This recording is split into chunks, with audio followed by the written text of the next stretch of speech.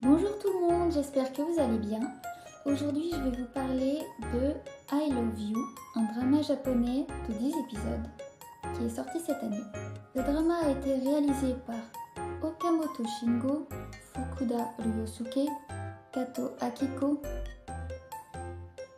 Il a été scénarisé par Miura Kisa, Yamashita Subaru et Murasaki. Le genre de ce drama, c'est plutôt de la comédie, de la romance et du surnaturel. Dans les rôles principaux, il y a Nikaido Fumi, Chae Jong-hyuk et Nakagawa Taishi.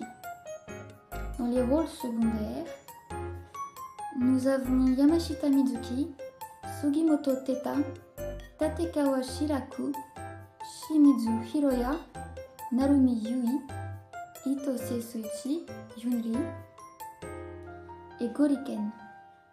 Je vais vous lire un petit synopsis que j'ai écrit.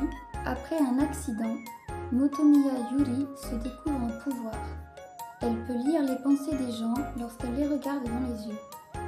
Se servant de son don pour faire prospérer son entreprise, Yuri a décidé d'abandonner l'idée de trouver l'amour pour se protéger.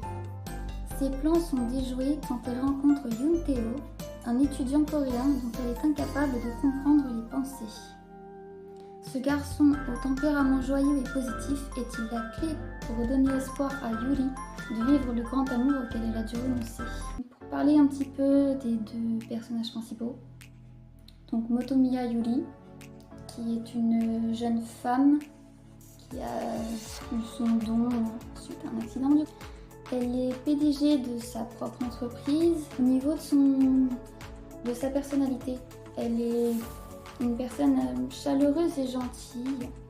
Elle pense beaucoup aussi, et à cause de son don, on peut dire qu'elle est plus concentrée sur ce que les autres ressentent et elle a du mal à analyser ses propres sentiments, en fait, à les comprendre.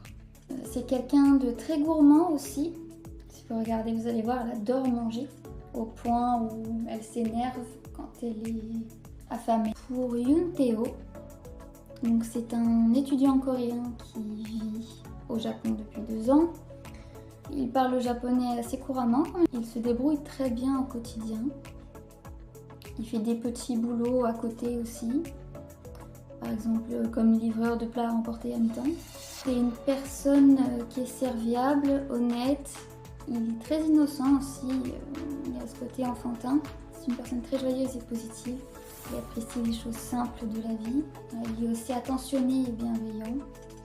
Il est orphelin aussi. Il considère son professeur d'université comme son père, donc il est assez proche de son professeur. J'ai apprécié regarder ce drama, c'est un côté un petit peu détente, avec la petite touche de surnaturel, avec la capacité de lire les pensées.